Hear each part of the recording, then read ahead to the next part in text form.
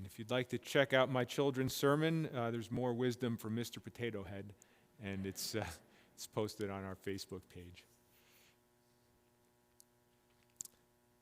Have you ever walked into your living room or family room, wherever it is you keep the TV, and you found everyone there in the middle of a movie that you've never seen?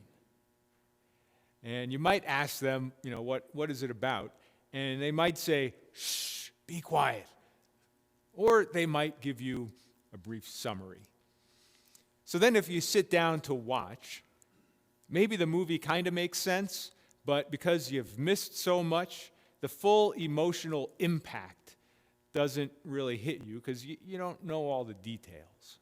Well, that's kind of what's going on with our first reading today, which plops us down at the tail end of the story of Joseph and his brothers from the Old Testament. We hear the dramatic revelation. I am Joseph, your brother, whom you sold into Egypt. Well, that's a pretty dramatic revelation in itself, but unless you've read the whole story before, or at least maybe seen a production of Joseph and the Amazing Technicolor Dreamcoat, then you miss all the details that makes this so dramatic. You miss why his brothers sold him, what hardships Joseph suffered in Egypt, how many years he spent on the bottom rung of society, and his unjust imprisonment. You miss why Joseph's life finally turned around and how he gained respect and responsibility. You miss the twists and turns of what happened to his family back in their homeland of Canaan and the hardship and hunger that drove them to seek food in Egypt. You miss how his brothers don't recognize this one that they'd left for dead decades ago, and how many times Joseph weeps in private, and how he plans and wrestles with how to take some revenge. All of that and more is behind that one little line. I am Joseph, your brother, whom you sold into Egypt. I encourage you to read the whole story. It's 14 chapters, a little bit too long for one church service, but Exodus 37 to 40, great story. But a couple key points that we can take away from it today. First is that the work of God moves slowly. And Joseph only sees what God has been doing in hindsight. The climax of the story, that short section that we heard today, that is decades in the making. It takes months, even years, for Joseph to do the soul searching and to find peace from the trauma that was inflicted upon him, and to finally be able to forgive his brothers, saying, don't be distressed. You shall settle here. I will provide for you. It took months, maybe years, to gain the perspective that even when Joseph was at his lowest, that God was actually at work the whole time. It took a long time for him to be able to look back in hindsight and finally say to his brothers, it was not you who sent me here, it was God who sent me here, so that I could preserve your life and that your families would survive. I think many people today experience God in a similar way, not with all the details of Joseph and his family, but in that it's hard oftentimes to see God at work in the moment. But when you look back in hindsight, that's when you can see God's work becoming clear. The second point to take away is the gift of grace that Joseph gives his family is all because he looked back in hindsight and spent so long doing that soul searching. He realized that if anyone could ever break that downward spiral of violence and revenge that his family was stuck in, well, might as well start with him. It would have been so easy probably satisfying for Joseph to give his brothers what they deserved, to treat them like they treated him. But Joseph took a leap of faith. He believed that new life could be possible for him and for his brothers and for their families. And it all started because he decided to break the cycle.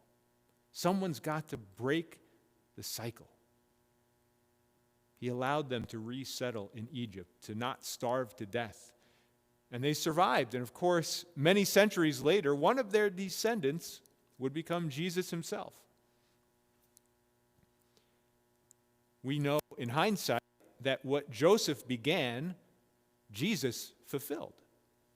Because Christ broke the downward spiral of revenge and violence that humanity gets stuck in.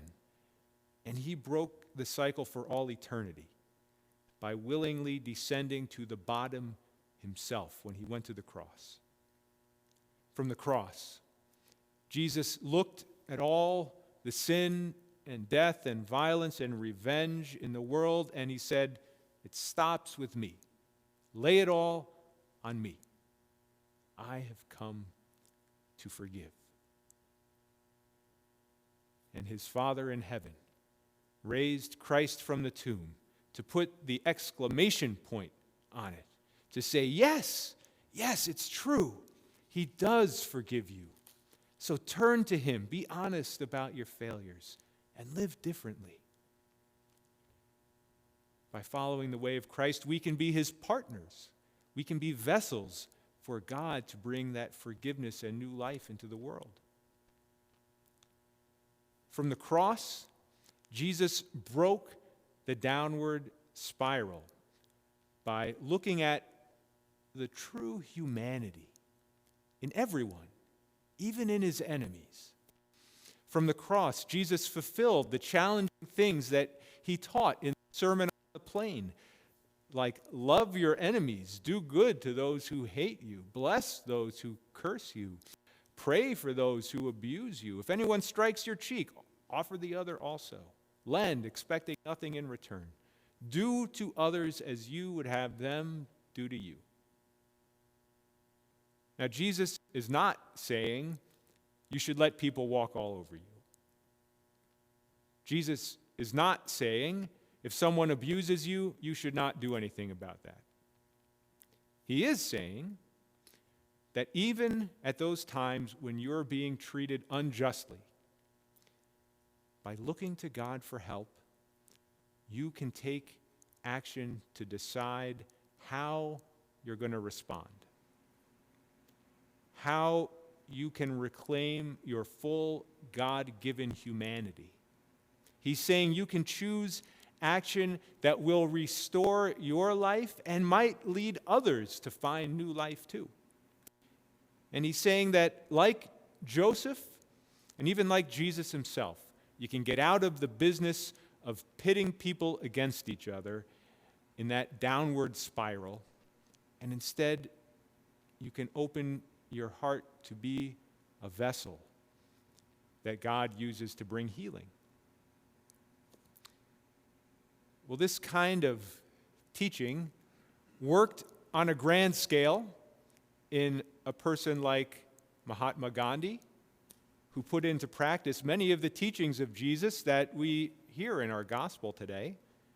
Gandhi led a nonviolent resistance against British colonial rule in India, and he lived by the principle very similar to what Jesus taught: an eye for an eye will leave everyone blind.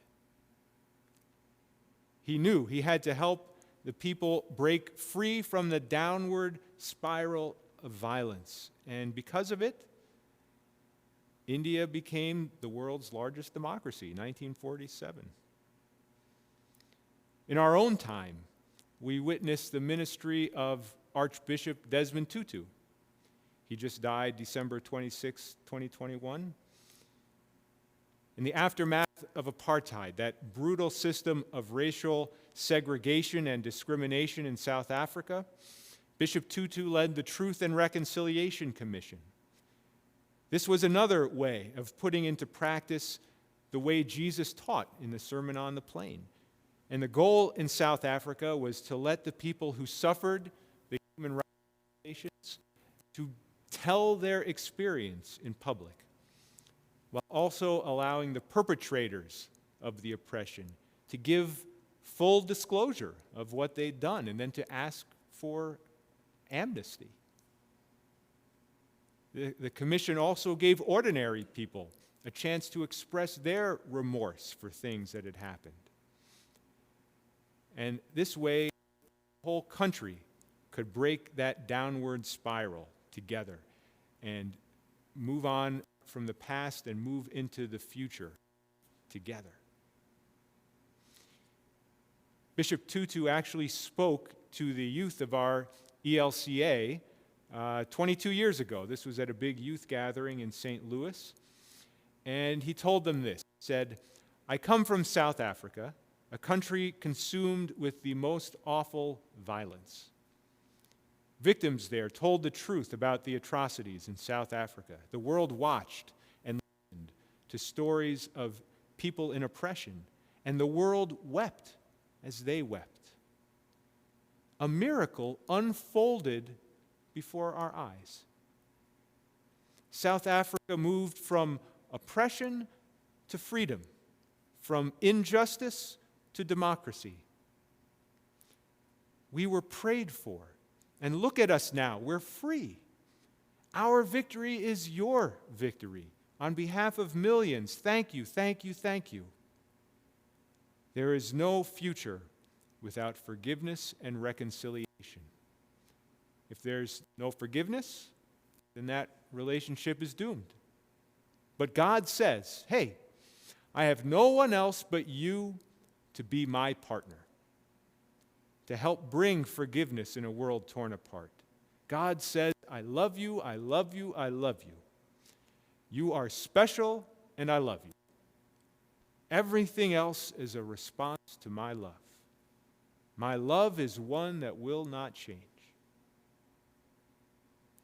Now, you and I don't have the influence of Desmond Tutu or a Mahatma Gandhi to change the whole world, but we do each have our own little corner of the world, and that's where we can take that leap of faith, and we can learn from Joseph and from Jesus. We can learn how to forgive, how to soul search, how to be reconciled. Our own little corner of the world, that's where we can have the biggest impact. So one last word from Bishop Tutu that he spoke to the youth 22 years ago. I think it's a good word for us today.